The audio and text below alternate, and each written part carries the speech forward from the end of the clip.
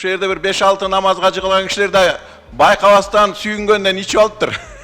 Бүгүн 11-июнда Жогорку кеңештин жыйынында Табылды Муратбеков эл өкүлү катары ант берип, депутаттык ыйгарым укуктарына расмий түрдө киришти. Ал Ыйман Нуру саясий партиясынан Султанбай Айжигитовдун ордуна парламентке келген. Буга чейин 5-июнда Борбордук шайлоо комиссиясы Муратбековго депутаттык мандат берүү чечимин кабыл алган болчу. Андыктан ант берүү үчүн борбордук трибунага Табылды Муратбековду чакырабыз. Мен Муратбеков Табылды Муратбекович Жогорку кеңештин депутатынын ыйгарым укуктарын аткарууга киришип жатып, Кыргыз Республикасына берилгендигимди билдирип, Кыргыз Республикасынын конституциясын жана мыйзамдарын сактоого, өз милдеттеримди бүткүл элдин кызыкчылыгында аткарууга, Кыргыз мамлекетинин эгемендигин, көз карандысыздыгын жана аймактык бүтүндүгүн коргоого ант берем. Бүгүнкү Жогорку кеңештин жыйынында социалдык экономикалык мүнөздөгү бир катар маселелер каралды. Эл өкүлү Бактияр Калпаев Баткен облусунун Чоң Кара айылын сугат суу менен камсыздоо жана ошондой эле ал Баткен шаарында балдар ооруканасын куруу зарылдыгын айтты. Мына Баткен областында өзүңүздөр билесиздер, 600 миңге жакын эл жашайт. Мына бүгүнкү күндө убакыт келди деп эсептейм, жаш балдар ооруканасын куруу боюнча. Анткени ар кандай учурлар болуп калат экен, кээ учурда Ошко, Бишкекке балдарын алып келгенге аргасыз болуп калышат экен. Жолдо өзүңүздөр билесиздер, жол алыс дегендей. Ошол себептен Баткен шаарына заманбап балдар ооруканасын курууну тездетип берсеңиздер. Депутат Арсланбек Эгембердиев мал экспортуна коюлган чектөө фермерлерге кыйынчылык жаратып жатканын белгилеп, бул чектөөнү алып салууга чакырды. Ошондой эле ал мектептердеги жана башка мамлекеттик мекемелердеги техникалык кызматкерлердин эмгек маянасын жогорулатуу зарылдыгын баса белгиледи. Элдерде мындай суроолор жаралды эле да.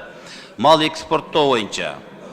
Аларда маалымат бар экен, май айында мал экспорттоону ачабыз деп, ошондой эл күтүп аткан эле.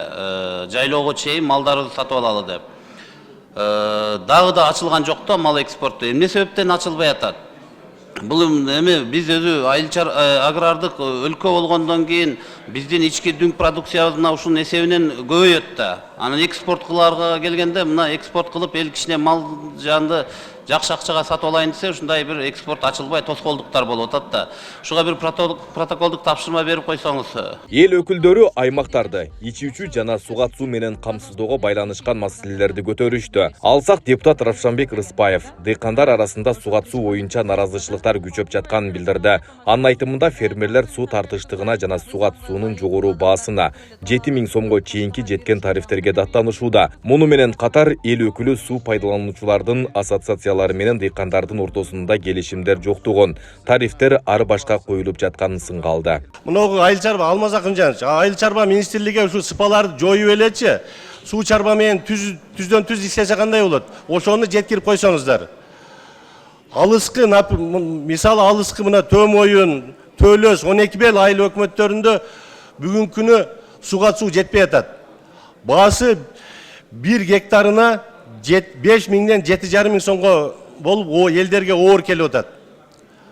Ошону протоколдук тапшырма берип койсоңуздар. Жогорку кеңештин бүгүнкү жыйынындагы ар кандай маселелер сааты аяктагандан соң жалпы 8 маселе каралды. Анын ичинен Ислам өнүктүрүү банкынын ортосунда түзүлгөн инклюзивдик билим берүү боюнча макулдашуу биринчи окууда каралды. Долбоор билим берүү инфраструктурасын өнүктүрүүгө, мугалимдерди даярдоого жана кайра окутууга, ноутбуктар менен камсыздоого, ошондой эле окуу материалдарын жаңылоого багытталган. Депутаттар каражатты натыйжалуу пайдалануу жана билим берүү системасын чыңдоо маанилүү экенин белгилешти. Мыйзам долбоору биринчи окууда кабыл алынды.